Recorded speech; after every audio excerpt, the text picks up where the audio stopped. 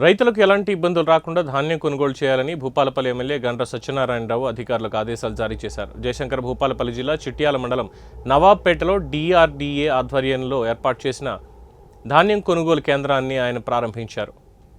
ఈ కార్యక్రమంలో జిల్లా కలెక్టర్ రాహుల్ శర్మ పాల్గొన్నారు. ఈ సందర్భంగా ఆయన మాట్లాడుతూ ధాన్యం కొనుగోలు వేగంగా సమర్థంగా జరగాలని సూచించారు. కొనుగోలు కేంద్రాల్లో రైతులకు అన్ని సౌకర్యాలు కల్పించాలన్నారు. కొనుగోలు చేసిన ధాన్యం వివరాలు ఎప్పటికప్పుడు ట్యాబ్ ఎంట్రీలు చేయాలని సూచించారు. ఈ కార్యక్రమంలో అదనపు కలెక్టర్ అశోక్ కుమార్, DRDO నరేష్, పౌర సరఫరాల అధికారి శ్రీనాథ్, DM రాములు, తహసీల్దార్ Hema, market committee single window chairman తదితరులు పాల్గొన్నారు.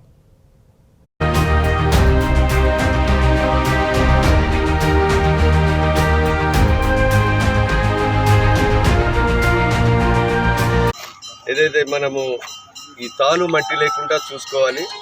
చూసుకున్న తర్వాత 40 కిలోల 650 గ్రాములు కాంట పెట్టాలి. 650 గ్రాములు సంచి వేటు, 40 కిలోలు రైతు కాంట.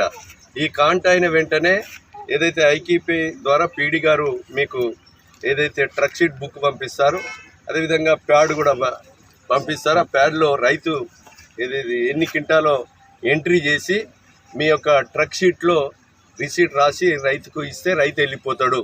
రైతు పని పూర్తయిపోతుంది. మీరు లారీలు రాకపోయినా మీరు సంఘమే కానీ అదేవిధంగా DM సివిల్ సప్లై బాధ్యత వహించాలి. అదేవిధంగా రైస్ మిల్లులో ఏమన్నా అవకతవకలు జరిగి కట్ చేసుకున్నా DSO కానీ DM కానీ జిల్లా యంత్రాంగం ప్రభుత్వమే బాధ్యత వహించాలి. రైతుకి ఏం సంబంధం లేదు ముఖ్యం కనుక దీన్ని దృష్టిలో పెట్టుకొని ఇదంతా కూడా తాలు మట్టి లేకుండా తేమ శాతం 17 లోపు వచ్చే విధంగా ఎండాకాలం ఇప్పుడైతే తేమ శాతం వస్తుంది కరెక్ట్గానే.